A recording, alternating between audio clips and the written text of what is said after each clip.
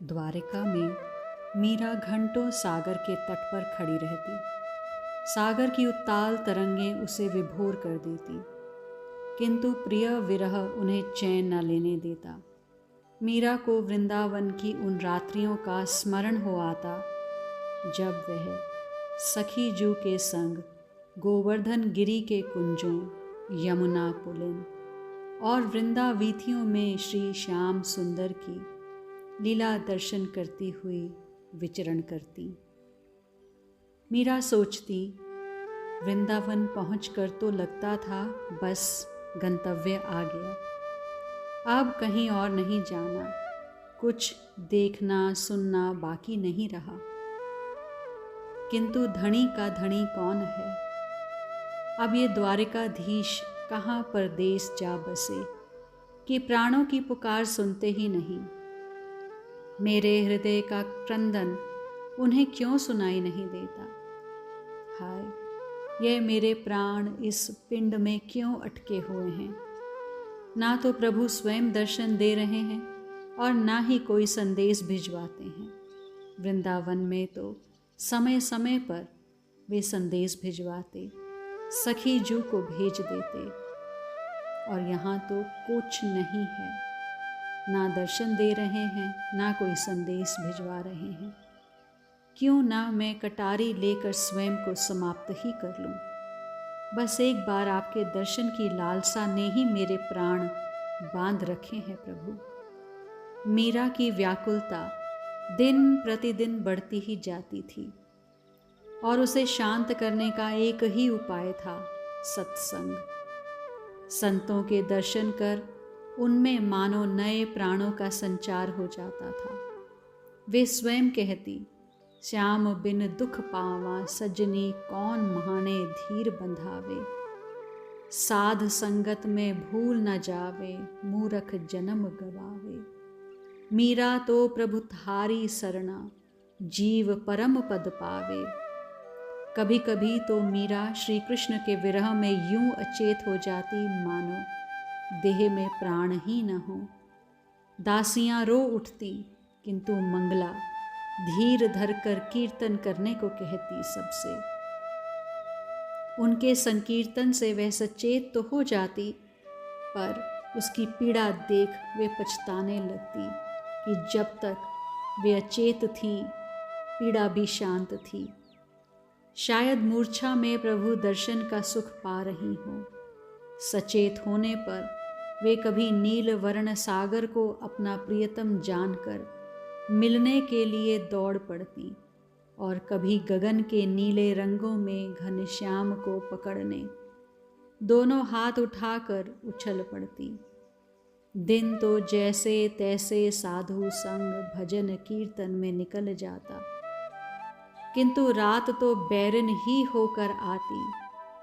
मंगला बार बार समझाती, बाईसा हुक्म द्वारिकाधीश पधारते ही होंगे, वे आपसे कैसे दूर रह सकते हैं? आप थोड़ा धीरज धारण करें। मीरा प्रभु के विरह में उस मीन की तरह तड़फ थी जिसे जल से बाहर निकाल दिया हो।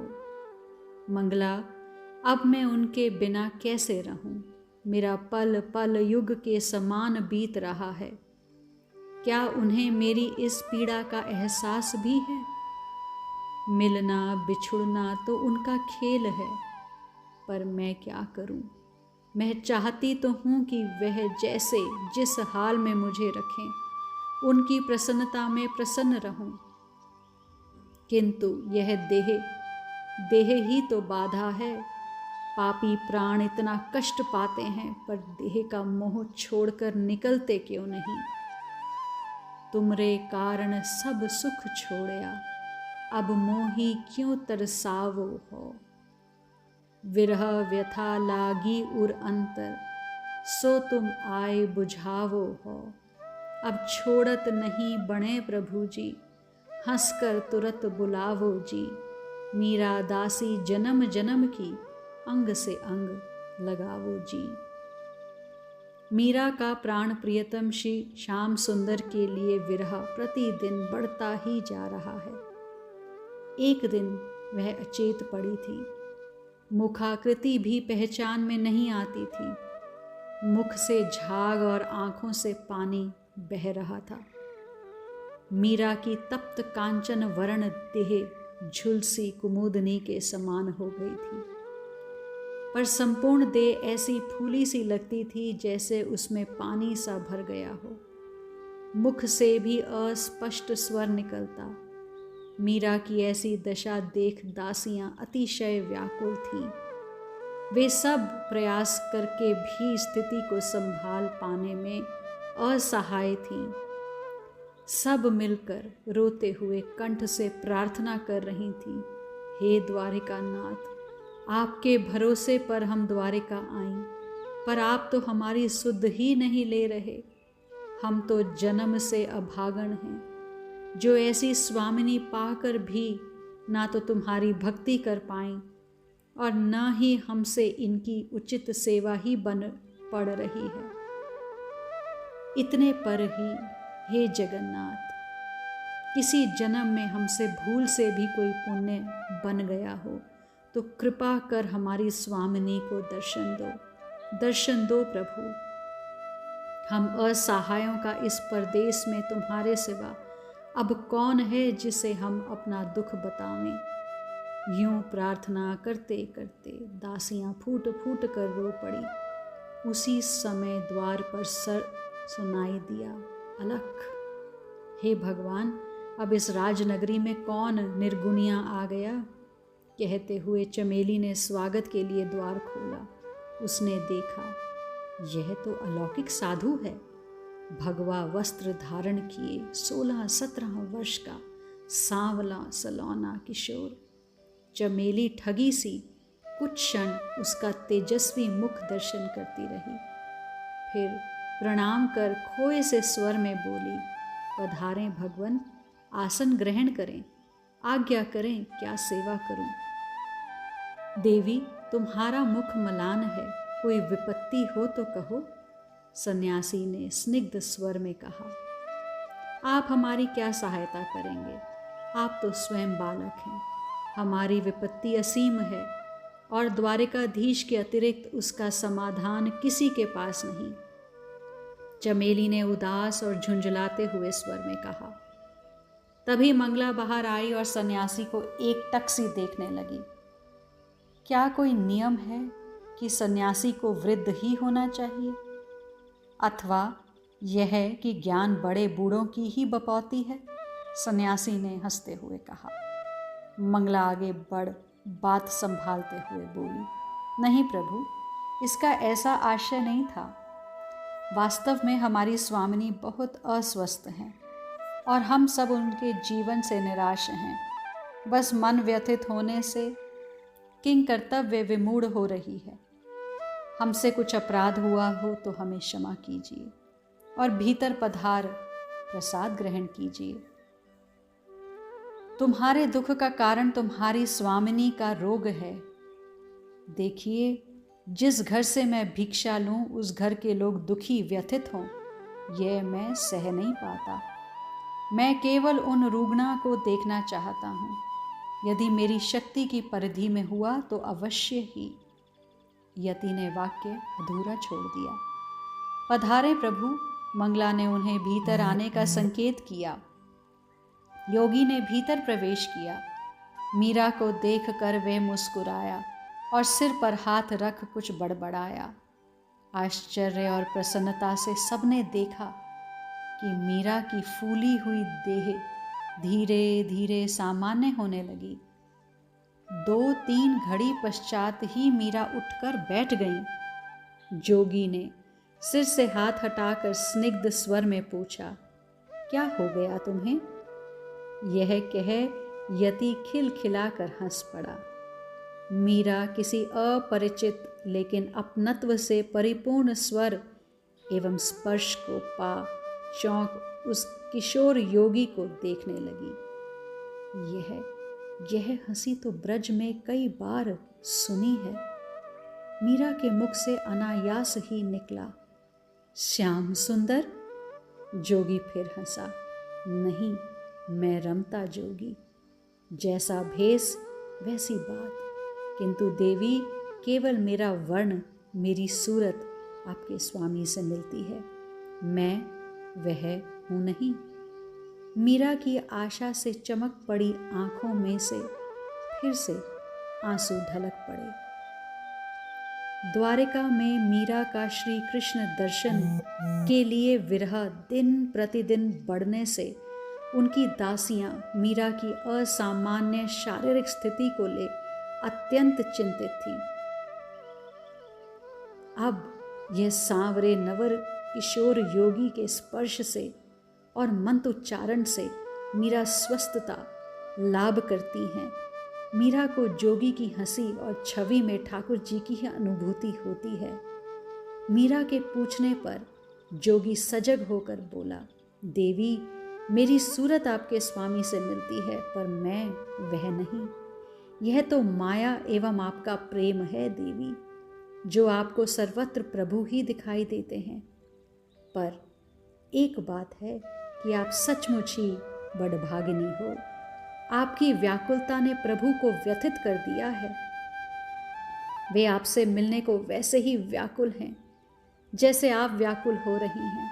वे सर्वेश्वर दयाधाम अपने जनों की पीड़ा सह नहीं पाते। कहते कहते यति की आंखें भर आई। आप कौन हैं? मेरे उपकारी, मीरा ने चकित दुखित पर प्रसन्न स्वर में पूछा। मैं आपके स्वामी का निजी सेवक, प्रभु ने आपके लिए संदेश भिजवाया है। क्या कहा है मेरे स्वामी ने? क्या फरमाया है? मेरे लिए कोई आदेश दिया है क्या प्रभु ने? कहते ही मीरा की आंखों से अश्रुधारा बह निकली और कहा, क्या कहूँ, मुझ अभागिन से उनकी आज्ञा का पालन पूरी तरह से नहीं हो पा रहा। मैं उनका वियोग प्रसन्न मन से नहीं झेल पा रही। निश्चय तो यही किया था कि जब स्वामी की आज्ञा शिरोधार्य की तो मुझे उसे प्रसन्न मुद्रा से निभाना भी चाहिए। पर बताओ, विरह में कोई कैसे प्रसन्न रह सकता है? पर मेरी बात छोड़ो, मुझे कहिए क्या संदेश है प्रियतम का? वे यदि ना आना चाहें, आने में कोई कष्ट हो, बाधा हो तो कभी ना आए। मैं ऐसे ही जीवन के दिन पूरे कर लूंगी, और फिर जीवन होता ही कितना है।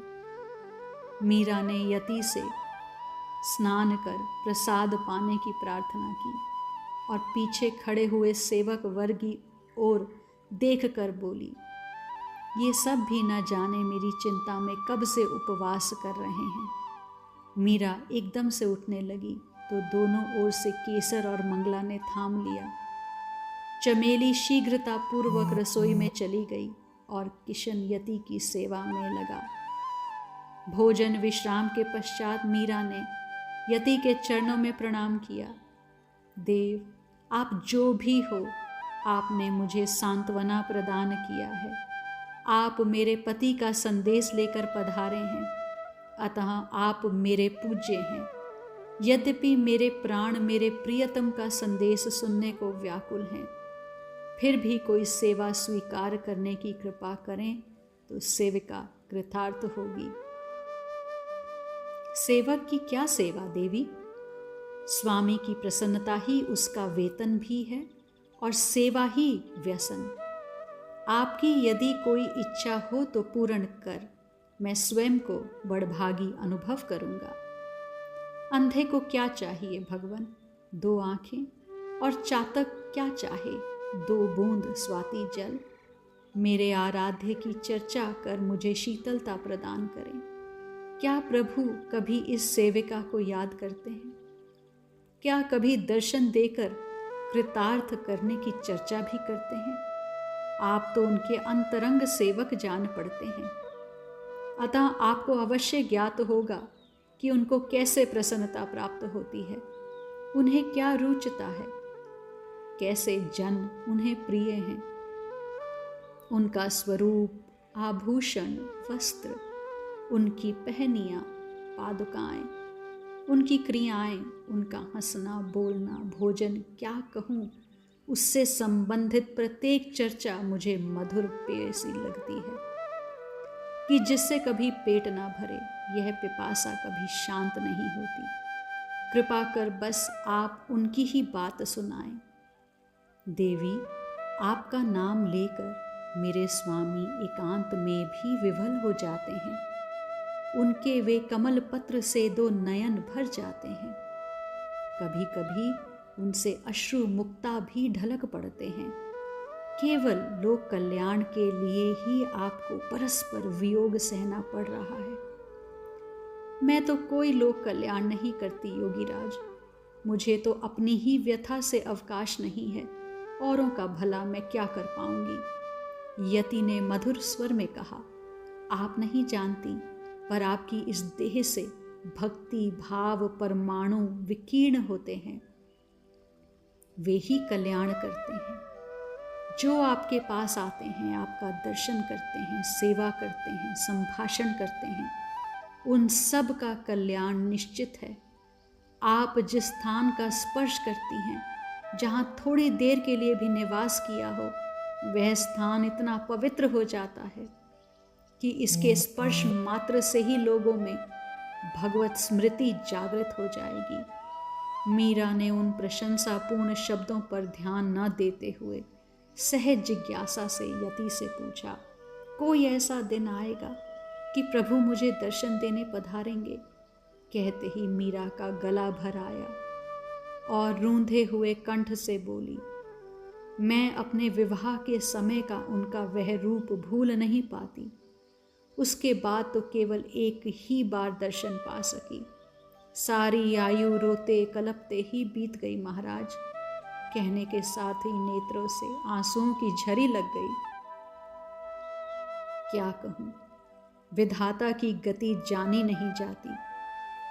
विधाता ने हिरण को इतने दीर्घ सुंदर कजरारे नेत्र तो दिए, लेकिन उनका उस वन में क्या प्रयोजन। बगुले का श्वेत उज्जवल वर्ण होता है तो उसकी कंठ ध्वनि विचित्र सी होती है, और कोयल चाहे काली होती है पर उसका कंठ कितना मधुर होता है। इसी तरह नदी का जल मीठा और निर्मल रहता है तो समुद्र का जल विस्तृत पर खारा होता है। यह तो प्रारब्ध के खेल हैं कि किसके भाग्य में क्या आता है। कहीं तो मूर्ख को भी इतना सम्मान और यश मिलता है और कहीं विद्वान को हाथ फैलाना पड़ता है। इसी तरह महाराज मेरी भक्ति कीर्ति को मेरे लिए क्या प्रयोजन, जब मेरे प्रभु ने ही अभी मेरी भक्ति को स्वीकार नहीं किया। राम कहिए गोविंद कहिए मेरे, राम कहिए गोविंद कहिए मेरे, संतों करम की गति न्यारी संतों। बड़े बड़े नयन दिए मृगन को, बन बन फिरत उठारी, उज्ज्वल बरन दीनी बगलन को, कोयल करती निठारी, संतों करम की गति न्यारी। और नदी पण जल निर्मल कीनी, समुद्र कर दीनी खारी, संतों करम की गति न्यारी। मूर्ख को तुम राज दियत हो, पंडित फिरत भिकारी, संतों करम की गति न्यारी, संतों करम की गति न्यारी। आज के लिए इतना ही, शेष आगे।